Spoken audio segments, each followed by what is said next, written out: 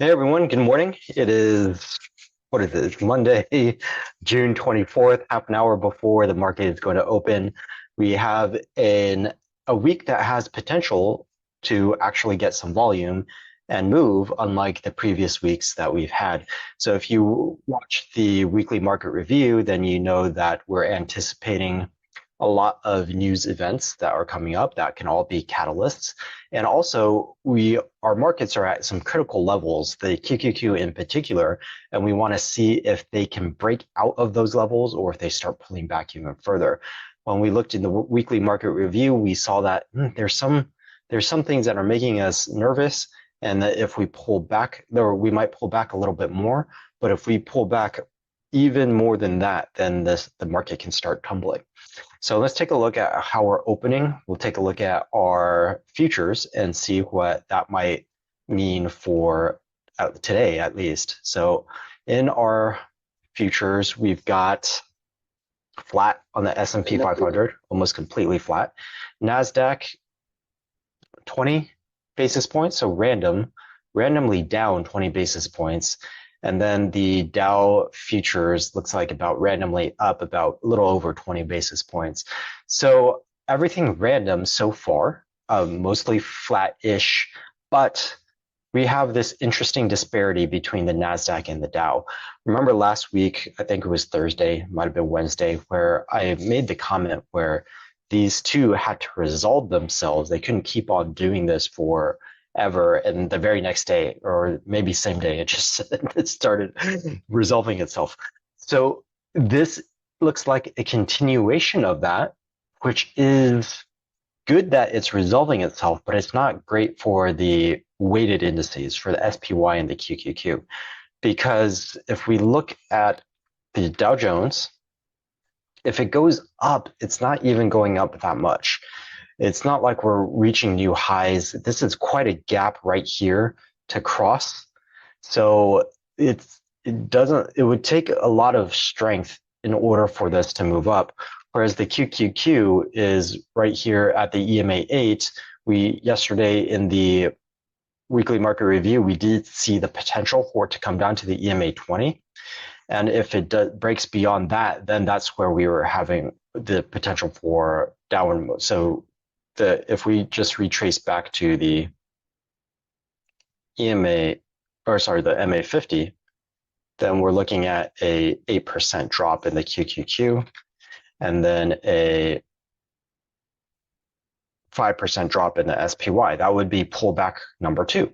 This is pullback number one for this year, and that would be pullback number two for this year. In a given year, we expect 2 to 3, roughly 5% pullbacks, and one 10%, 10 to 15% correction. So this has the potential to become pullback number two, which would be healthy overall for the markets. But in the very short term, obviously, we would have to balance our portfolio to the bearish side if this happens. So the Dow Jones with not a whole lot to move upwards, and the QQQ with really, we just have to take out a few FANG stocks in order for it to start tumbling. Once you get one or two FANG stocks struggling, then people start to panic. They think the other ones are going to struggle. Then you get panic selling, and that brings us down to a pullback. So it's much easier at this point in the market to trigger that pullback than it is to trigger a new high. So seeing this disparity, well, what happened on Friday or Thursday, Friday, when we saw it, well, we started to pull back. Today, on Friday, it didn't move that much, right? So if we look at our intraday levels, we said, hey, we've got this purple line and we have this red line right here. We were unlikely to break it. And then the SPY, we bounced perfectly off of actually both those levels. We first the red line, then reacted to that purple line several times. And then in the QQQ, we only hit that purple line. And then we drew this thin line. We said, oh, there is a level here. It's not super strong, but it's there. Well, we reacted to it. So we came down to the purple line, and then we came out to the thin purple line a couple times. So the S&P and the QQQ looking almost identical, with the exception of being where did we draw the purple line versus a thinner purple line versus a red line. So today we are opening down on the QQQ. We opened down on the QQQ on Friday, and we're basically, and it's ended down, not significantly down. This is looking similar, except today looks like we might challenge that red line, and we might actually be able to break through it. And if we break through it and can't recover above it, then our potential for that EMA 20 becomes a lot stronger. So on the weekly market review, we talked about how watching the QQQ is going to be very critical this week. It's going to be very critical today and for the rest of the week, because what we've noticed is that VIX is relatively low. We're at normal levels, but it's starting to creep up there, starting to go up. If it breaks 15-ish, 15, 16, then we know that we've probably have a pullback on our hands.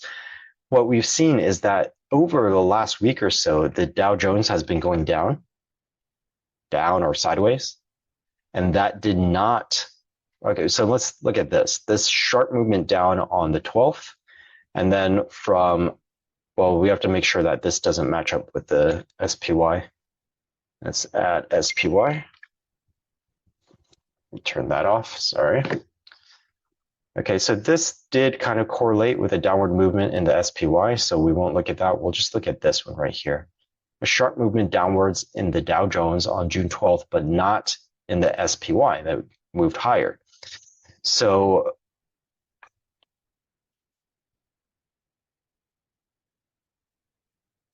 if I look at the VIX on June 12th, VIX went down sharply. So the VIX obviously only measures the S&P, but what we're saying is that Dow Jones is not having an effect on the S&P. But the QQQ is definitely having an effect on the S&P. Okay, so we can see that they're highly, highly correlated. When the QQQ moves down, the S&P goes down. When the QQQ goes up, the S&P goes up, not quite as much, not quite as sharply, but it goes up. When it goes flat, the S&P is flat. When the QQQ goes down, the S&P goes down. When the QQQ goes up, the S&P goes. You see, this is the exact same pattern, just maybe a slight variation in degree. So they're highly, highly, highly correlated right now. And if we start seeing VIX, and the reason why, as we've gone through in the weekly market review in the past 2 weeks, it's because this entire market is being carried by the FANG stocks, just a very small number of stocks. And if we start to see those FANG stocks fail, then everything is going to get dragged down at the same time. So VIX is a very important indicator that we're going to watch. It's probably at this point a very good idea to put on some hedges, even though in our portfolio we're neutral, and it still depends on how you're balanced in that neutrality. Unless you have a very large portfolio with dozens and dozens of positions, both to the upside and to the downside, then you can't really get wide diversification.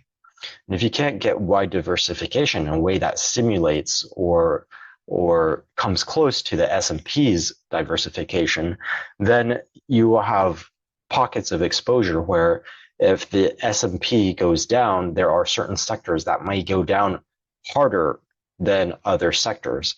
And in that case, your portfolio can underperform the S&P to the downside, which means you lose more money than the S&P, and that's why you would want to hedge. You want to hedge those places where you could hedge those places where you're not as diversified or you're not as short up the weaker sectors in the S&P, but that can be really hard, and you'd also be guessing at which sectors would fall harder than the other sectors, or you could just put on an S&P hedge, or a QQQ hedge if that's where we're seeing the risk, which it is. We're seeing the majority of the risk in the QQQ, in those FANG stocks.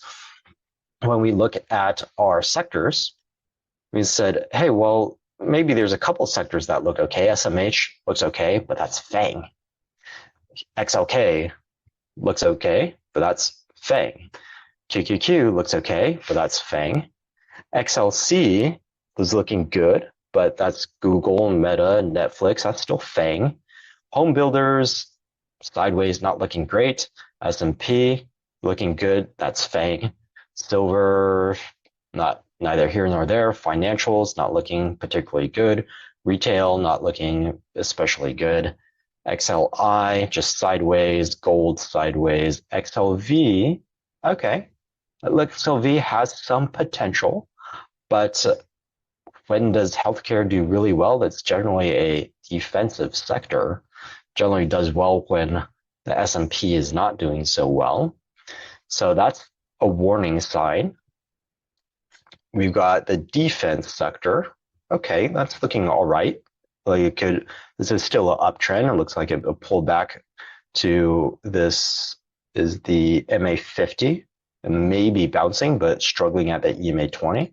So we would have to wait and see. XLP, it so far a series of lower highs, unless we can break out of the current bar, the high of Friday. Utilities pull back to the MA50, and that might be encouraging, except for the fact that this slope was so high and we were never anywhere near that MA50 until we pulled back to it. That's a little too sharp. So I wouldn't put too much faith in the XLU. And TLT, we're expecting bonds to pull back. If bonds pull back, then utilities are pulling back. So that I wouldn't put faith in that one. Small cap, sideways. Dow Jones, sideways. Materials, sideways.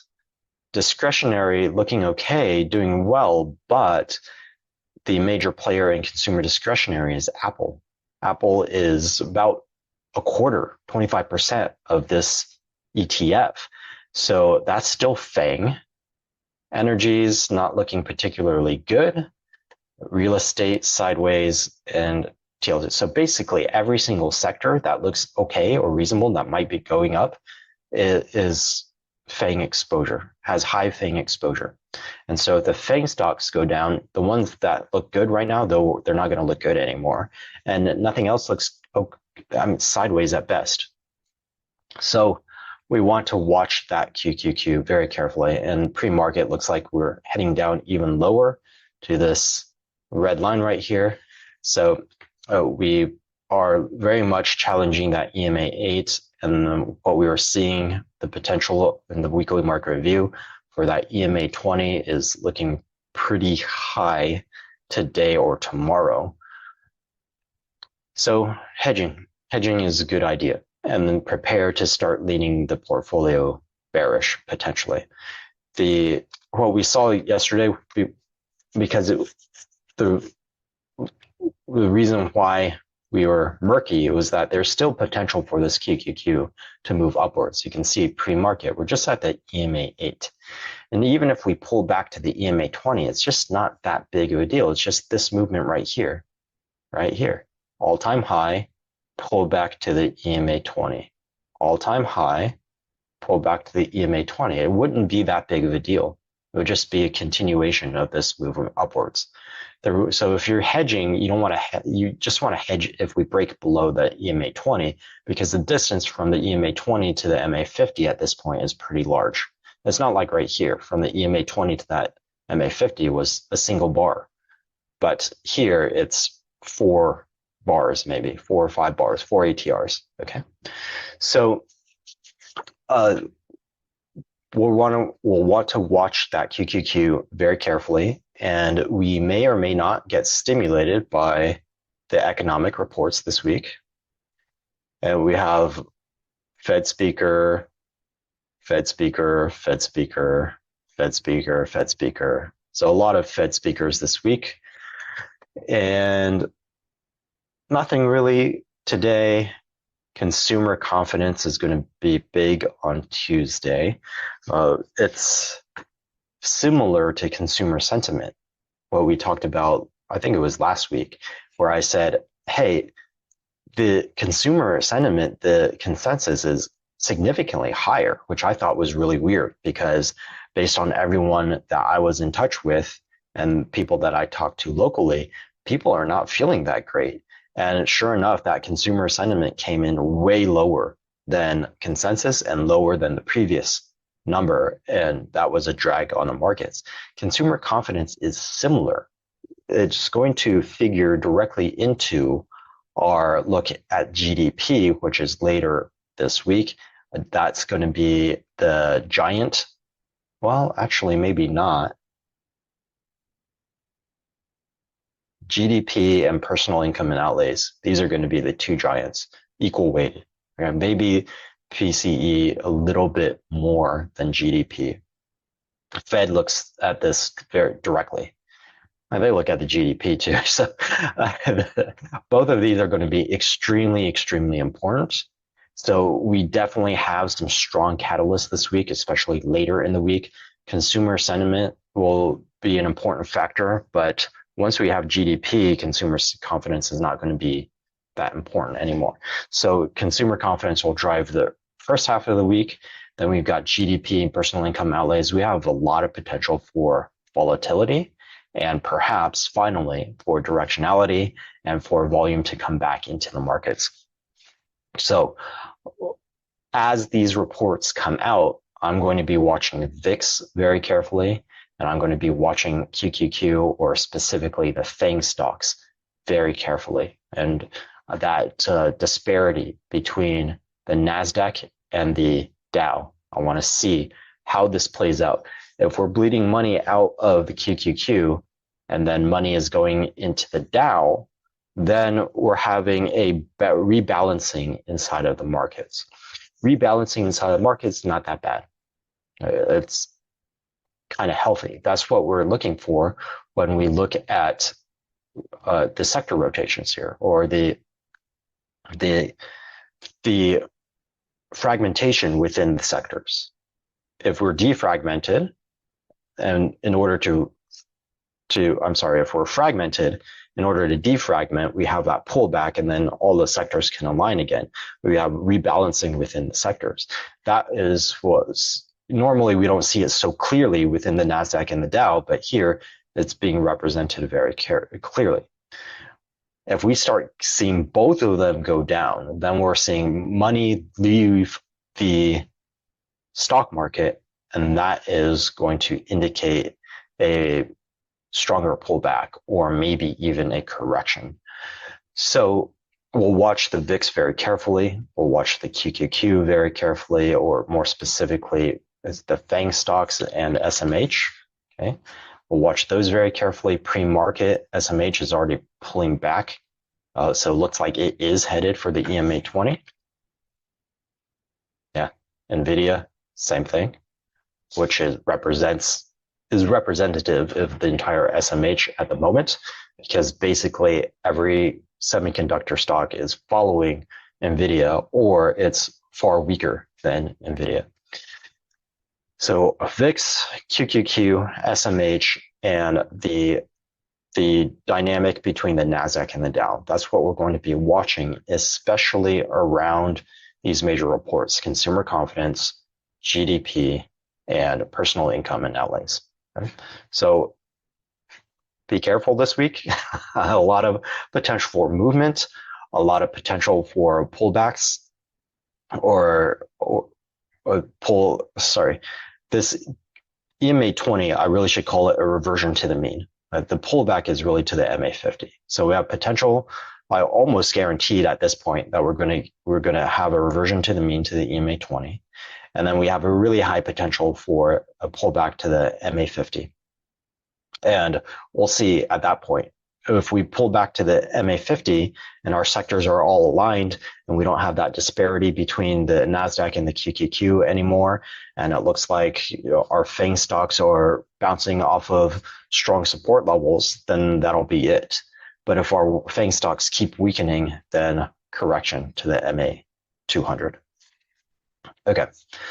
So hopefully you're ready for this week ahead. It looks like it could be exciting and could have a lot of movement, but just watch those things very carefully, those things that I just named. I'm not going to repeat myself. Okay. So have a great morning, have a great afternoon, and then I will see you in the aftermarkets.